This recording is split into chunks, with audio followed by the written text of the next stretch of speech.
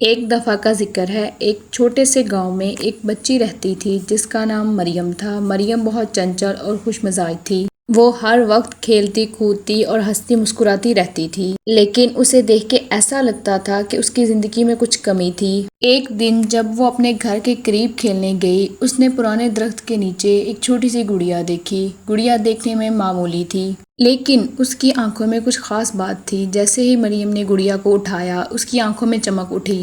گڑیا نے کہا، میں تمہاری مدد کے لیے آئی ہوں، مجھے جادو کا علم ہے۔ مریم نے گڑیا کی باتوں پہ یقین نہیں کیا، لیکن گڑیا نے اسے اپنے جادو کے بارے میں بتایا۔ گڑیا نے کہا کہ وہ کسی بھی چیز کو حقیقت میں بدل سکتی ہے۔ شروع میں مریم بہت محتاط تھی، مگر پھر اس نے گڑیا کی مدد سے چھوٹے چھوٹے جادو آزمانا شروع کر دیے۔ وہ پہلا جادو جو اس نے آزمایا وہ تھا ایک کھلونا جو ایک ہی لمحے میں حقیقت بن گیا۔ یہ سب دیکھ کے مریم حیران رہ گئی۔ گڑیا نے مریم کو اپنی جادوئی دنیا میں لے کے جانے کا وعدہ کیا۔ ایک رات جب مریم سو رہی تھی، گڑیا نے مریم کو جادوئی دنیا میں لے کے جانے کا وعدہ پورا کیا۔ وہ گڑیا مریم کو جادوئی دروازے کے ذریعے ایک نئی دنیا میں لے آئی۔ جب مریم جادوئی دنیا میں پہنچی، وہاں رنگین درخت، عجیب و غریب جانور اور چمکدار دریا تھے، لیکن جلد ہی مریم کو احساس ہوا کہ جادو کی دنیا میں رہنا اتنا آسان نہیں تھا۔ ایک دن جب مریم اداس بیٹھی تھی تو مریم کو ایک جادوئی مخلوق نے کہا کہ وہ اگر اس دنیا میں ہمیشہ کے لیے رہنا چاہتی ہے تو اسے 3 مشکل چیلنجز مکمل کرنے ہوں گے۔ پہلے چیلنج میں مریم کو ایک پہاڑ پر چڑھنا تھا۔ مریم نے چیلنج پورا کیا اور پہاڑ پر چڑھ گئی۔ دوسرے چیلنج میں ایک غار سے سونا نکالنا تھا۔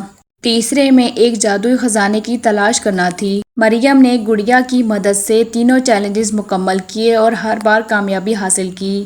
آخر کار مریم نے یہ سمجھا، جادو ہمیشہ حالات سے بچا نہیں سکتا، اصل طاقت انسان کے اپنے دل اور دماغ میں ہوتی ہے۔ اس نے گڑیا کے ساتھ مل کے جادوئی دنیا کو چھوڑ دیا اور واپس اپنے گاؤں میں آ گئی۔ مریم نے گڑیا سے وعدہ کیا کہ اب وہ جادو پر انحصار نہیں کرے گی۔